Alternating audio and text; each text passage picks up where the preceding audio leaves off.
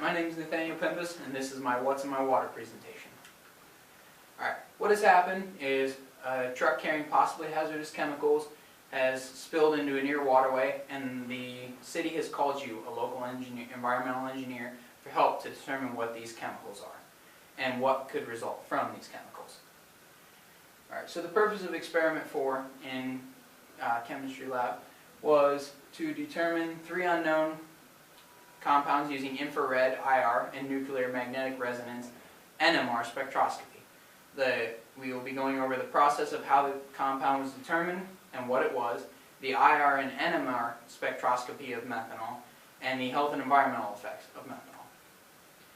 Okay, infrared or IR spectroscopy determines the absorption peaks, and then you can use the absorption peaks to determine the functional groups.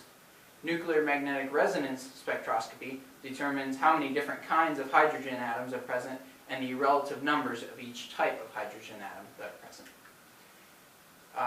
Before we went to the pre-experiment assignment was to determine the 3 aspects of 15 known compounds: the functional groups, the predicted number of peaks, and the ratios of the hydrogens in those 15 compounds. And in the lab, a drop of the unknown sample was used. It was placed on a salt plate, and we used the Thermoscientific Nicolette IS5 FTIR spectrometer, which scanned the sample 16 times, and the Omnic software generated an IR spectrum. The Variant EM360 NMR spectrometer scanned the sample once, and the PNMR software interfaced with the instrument, and the NUTS program was used to generate the NMR spectrum. How the 3 unknowns were determined: we used the generated IR and NMR spectrums to determine, again, the functional groups, number of peaks, and the ratios of the area of the hydrogens. And then the unknowns were determined by process of elimination, comparing them with the 15 known compounds determined in the pre-lab assignment. This is the infrared spectroscopy of the 15 known compounds. And then I also have the NMR spectroscopy of the 15 known compounds. And we have the IR graph and the NMR graph of our unknown. And if we go to our functional groups and ranges of absorption chart, we can see that there is an OH functional group on 35 to 3100 absorption, which is going to be a broad piece, and we are on 3400 here on the chart.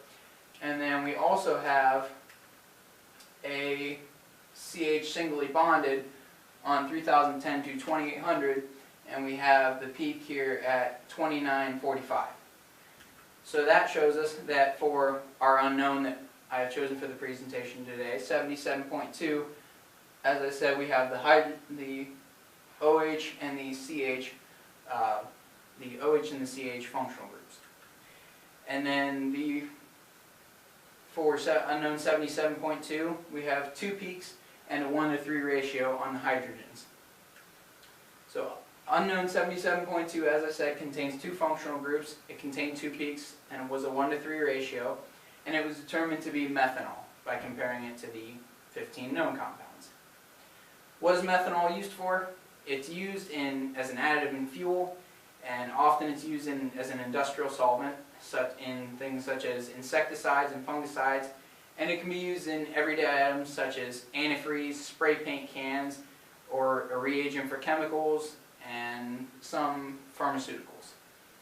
The environmental effects of methanol.